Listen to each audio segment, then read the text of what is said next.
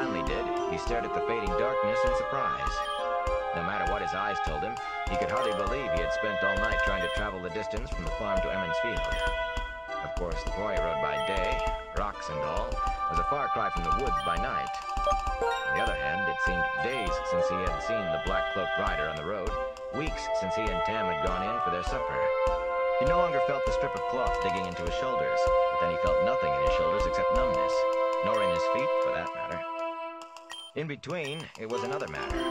His breath came in labored pants that had long since set his throat and lungs to burning, and hunger twisted his stomach into queasy sickness. Tam had fallen silent some time before. Rand was not sure how long it had been since the murmurs ceased, but he did not dare halt now to check on Tam. If he stopped, he would never be able to force himself to start out again.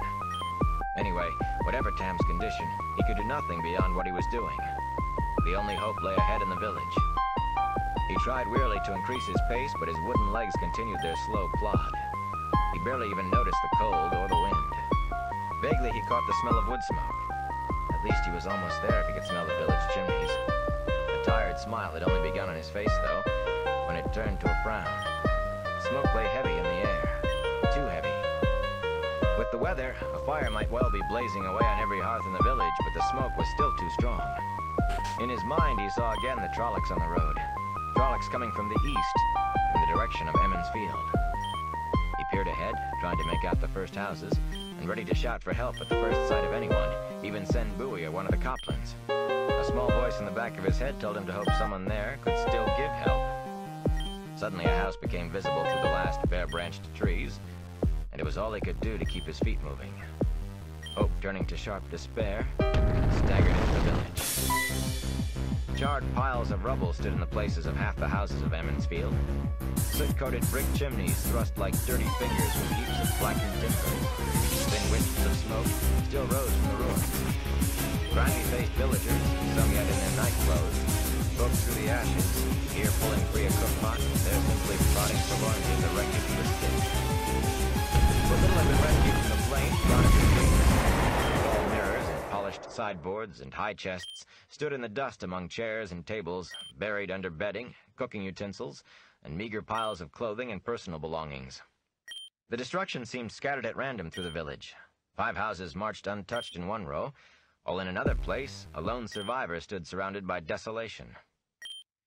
On the far side of the Winespring Water, the 3 huge Beltane bonfires roared, tended by a cluster of men. Thick columns of black smoke bent northward with the wind, flecked by careless sparks. One of Master Alvir's Duran stallions was dragging something Rand could not make out over the ground toward the wagon bridge in the flames. Before he was well out of the trees, a sooty-faced Harald Luhan hurried to him, clutching a woodsman's axe in one thick-fingered hand.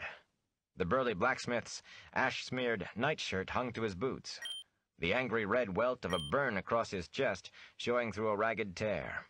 He dropped to one knee beside the litter. Tam's eyes were closed, and his breathing came low and hard. "Trollocs, boy?" Master Luhan asked in a smoke-hoarse voice. "Here too, here too.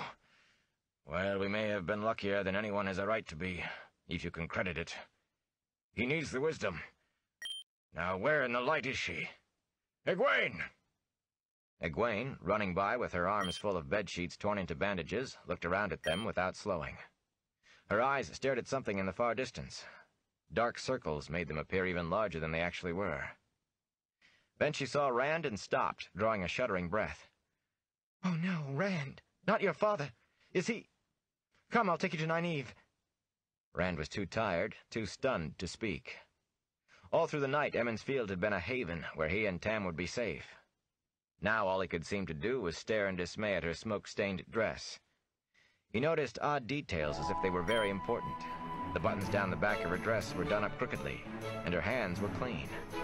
He wondered why her hands were clean when smudges of soot marked her cheeks. Master Luhan seemed to understand what had come over him. Laying his axe across the shafts, the blacksmith picked up the rear of the litter and gave it a gentle push, prodding him to follow Egwene. He stumbled after her as if walking in his sleep. Briefly he wondered how Master Luhan knew the creatures were Trollocs, but it was a fleeting thought. If Tam could recognize them, there was no reason why Harald Luhan could not. "All the stories are real," he muttered. "So it seems, lad," the blacksmith said. So it seems. Rand only half heard. He was concentrating on following Egwene's slender shape. He had pulled himself together just enough to wish she would hurry, though in truth, she was keeping her pace to what the two men could manage with their burden. She led them halfway down the green to the Calder house. Char blackened the edges of its thatch, and smut stained the whitewashed walls. Of the houses on either side, only the foundation stones were left, and two piles of ash and burned timbers. One had been the house of Baron Thane, one of the Miller's brothers. The other had been Abel Cothan's, Mat's father. Even the chimneys had toppled. "Wait here," Egwene said, and gave them a look as if expecting an answer. When they only stood there, she muttered something under her breath, then dashed inside. Rand said. "Is he?" He's alive, the blacksmith said. He set down his end of the litter and straightened slowly. I saw him only a little while ago. It's a wonder any of us are alive. The way they came after my house in the forge, you'd have thought I had gold and jewels in there. Elsbeth cracked one's skull with a frying pan. She took one look at the ashes of our house this morning and set out hunting around the village with the biggest hammer she could dig out of what's left of the forge, just in case any of them hid instead of running away. I could almost pity the thing if she finds one. He nodded to the Calder house. Mistress Calder and a few others took in some of those who were hurt. The ones with no home of their own still standing. When the Wisdom's seen Tam, we'll find him a bed. The inn, maybe. The mayor offered it already.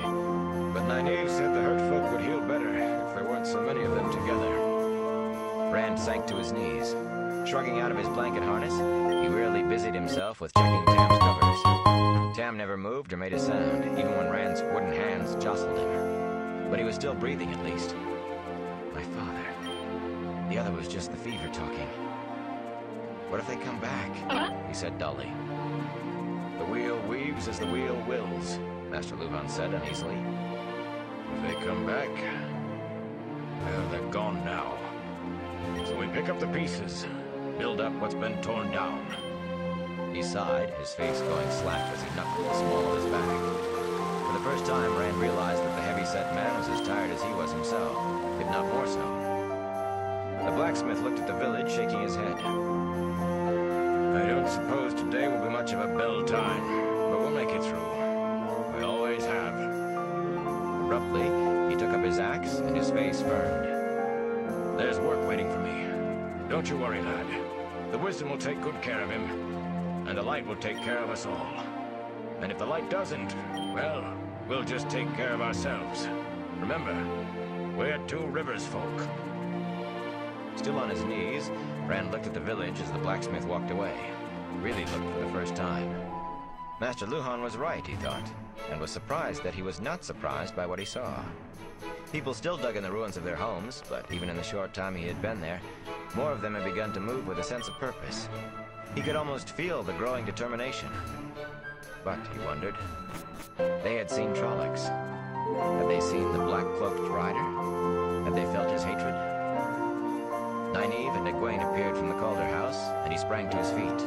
Or rather, he tried to spring to his feet. It was more of a stumbling lurch that almost put him on his face in the dust. The Wisdom dropped to her knees beside the litter without giving him so much as a glance.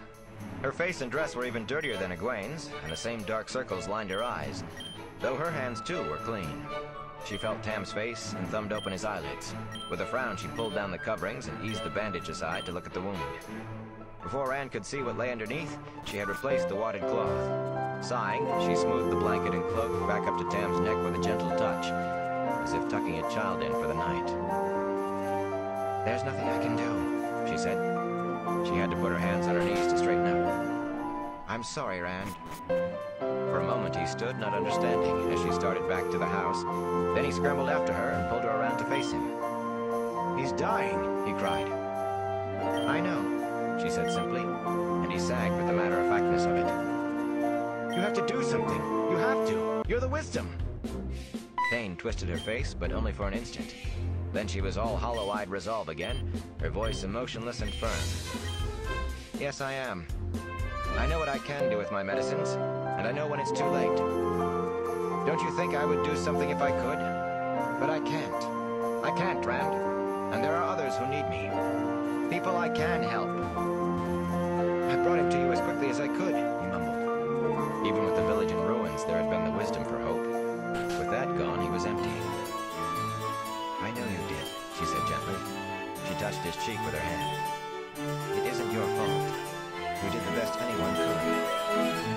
I am sorry, Rand, but I have others to tend to. Our troubles are just beginning, I'm afraid. Vacantly, he stared after her until the door of the house closed behind her. He could not make any thought come, except that she would not help. Suddenly, he was knocked back a step as Egwene cannoned into him, throwing her arms around him.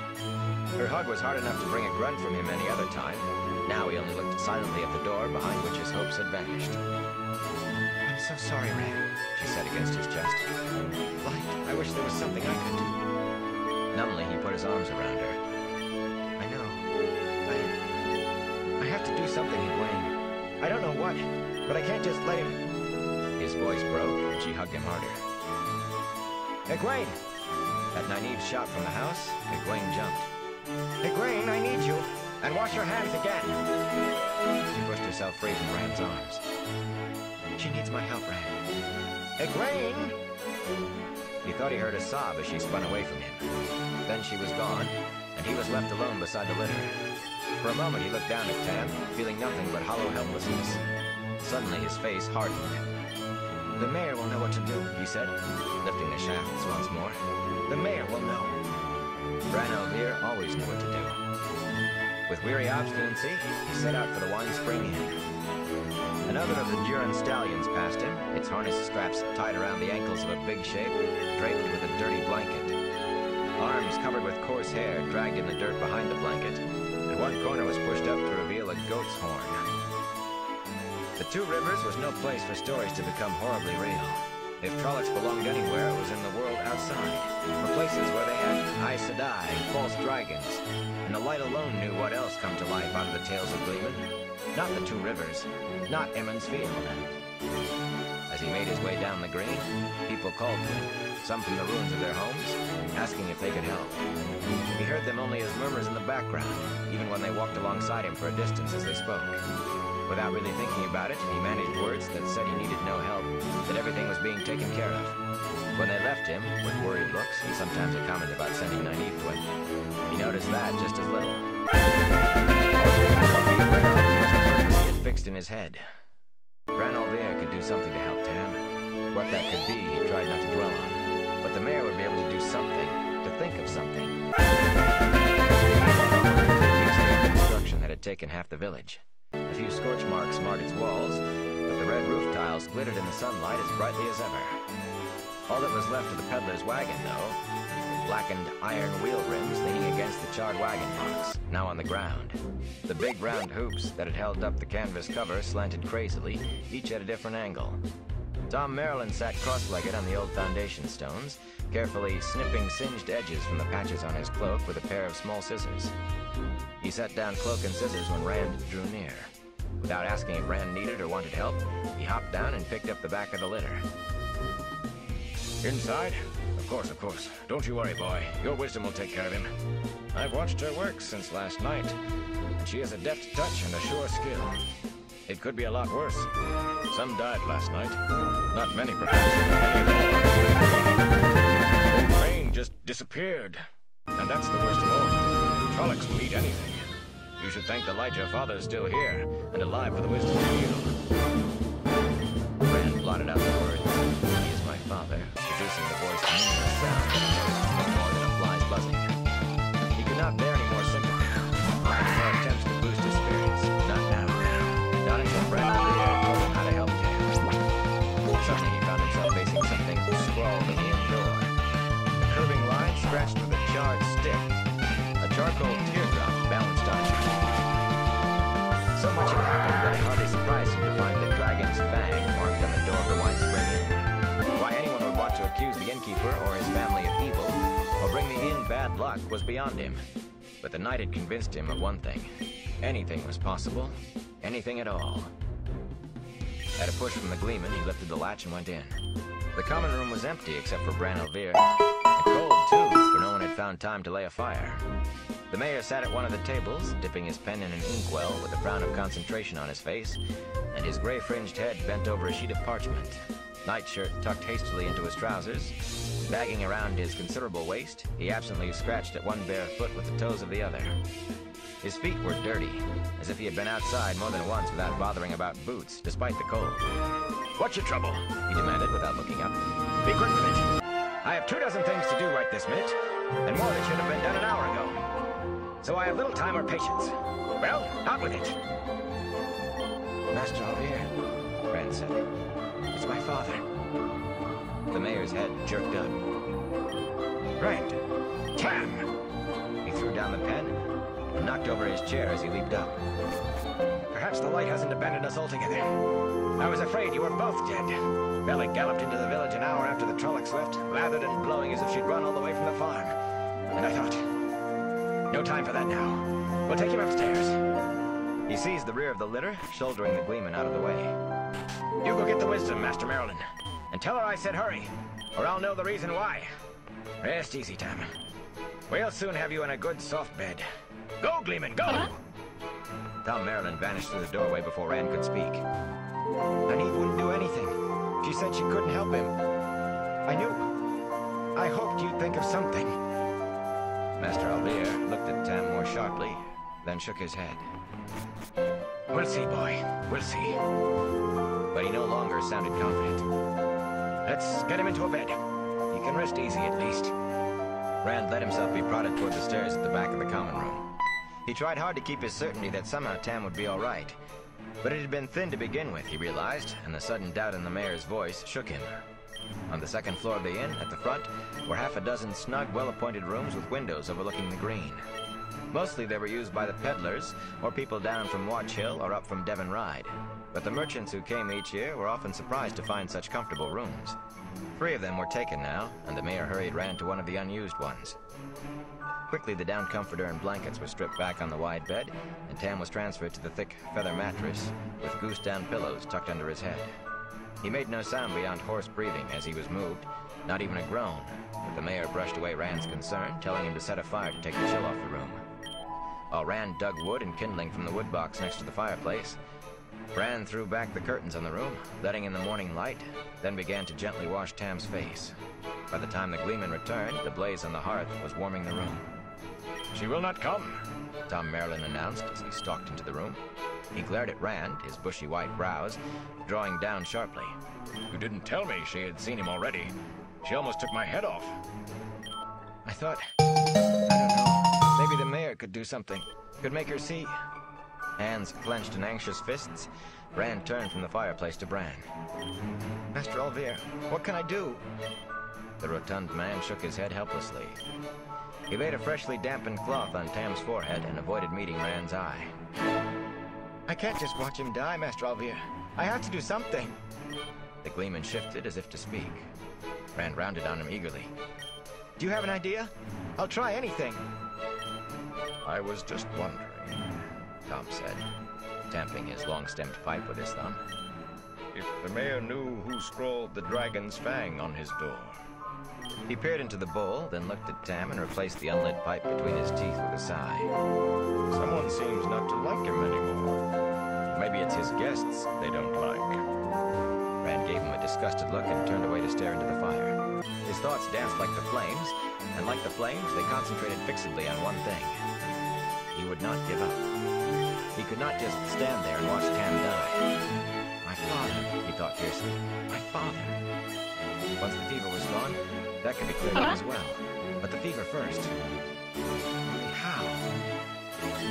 Bran Alvier's mouth tightened as he looked at Rand's back, and the glare he directed at the Gleeman would have given a bear pause, but Tom just waited expectantly, as if he had not noticed it. It's probably the work of one of the Congers or a Coplin, the mayor said finally. Though the light alone knows which. They're a large crowd, and if there's ill to be said of someone, or even if there isn't, they'll say it. They make Sen Bui sound honey-tongued. That wagon load who came in just before dawn? The Gleeman asked. They hadn't so much as smelled a Trolloc. And all they wanted to know was when festival was going to start, as if they couldn't see half the village in ashes. Master Alvier nodded grimly. One branch of the family, but none of them are very different. That fool dog Collins spent half the night demanding I put Mistress Moraine and the Master Lan out of the inn, out of the village, as if there would be any village at all left without them. Rand had only half listened to the conversation, but this last tugged him to speak. What did they do? Why, she called ball lightning out of the clear night sky, Master Aldir replied. sent it darting straight at the Trollocs. You've seen trees shattered by it. The Trollocs stood it no better. Moraine? Rand said incredulously. The mayor nodded. Mistress Moraine. And Master Lan was a whirlwind with that sword of his. His sword. The man himself is a weapon, and in 10 places at once, or so it seemed. Burn me, but I still wouldn't believe it if I couldn't step outside and see. He rubbed a hand over his bald head. Winter night visits just beginning, our hands full of presents and honey cakes and our heads full of wine. Then the dogs snarling, and suddenly the two of them burst out of the inn, running through the village shouting about Trollocs. I thought they'd had too much wine. After all, Trollocs? Then, before anyone knew what was happening, those things were right in the streets with us, slashing at people with their swords, torching houses, howling to freeze a man's blood. He made a sound of disgust in his throat. We just ran like chickens with a fox in the hen yard till Master Lan put some backbone into us. No need to be so hard, Tom said. You did as well as anyone could. Not every Trolloc lying out there fell to the two of them. Yes, well, Master Aldir gave himself a shake. it's still almost too much to believe. An Aes Sedai in Emond's Field, and Master Lan is a warder. An Aes Sedai? Rand whispered. She can't be. I talked to her. She doesn't. Do you think they wore signs? The mayor said wryly. Aes Sedai painted across their backs, and maybe danger, stay away. Suddenly he slapped his forehead. Aes Sedai. I'm an old fool and losing my wits. There's a chance, Rand. I'm willing to take it. I can't tell you to do it. And I don't know if I have the nerve or me. Chance? Rand said. I'll take any chance that'll help. Aes Sedai can heal, Rand. Trust me, lad, you've heard the stories. They can cure where medicines fail. Gleeman, you should have remembered that better than I. Gleeman's tales are full of flail around. I'm a stranger here, Tom said, looking longingly at his unlit pipe. And Goodman Copland isn't the only one who wants nothing to do with Aes Sedai. Guess the idea came from you. Aes Sedai, Rand muttered, trying to make the woman who had smiled at him fit the stories. Help from an Aes Sedai was sometimes worse than no help at all, so the stories said, like poison in a pie. And their gifts always had a hook in them, like fish bait. Suddenly the coin in his pocket, the coin Moraine had given him, seemed like a burning gold. It was all he could do not to rip it out of his coat and throw it out the window. Nobody wants to get involved with Aes Sedai, lad, The mayor said slowly. It's the only chance I can see, but it's still no small decision. I cannot make it for you, but I have seen nothing but good from Mistress Moraine. Moraine Sedai, I should call her, I suppose. Sometimes he gave a meaningful look at Dan. You have to take a chance, even if it's a poor one. Some of the stories are exaggerated in a way, Tom added, as if the words were being dragged from him. Some of them. Besides, boy, what choice do you have? None, Rand sighed. Tam still had not moved a muscle. His eyes were sunken as if he had been sick a week.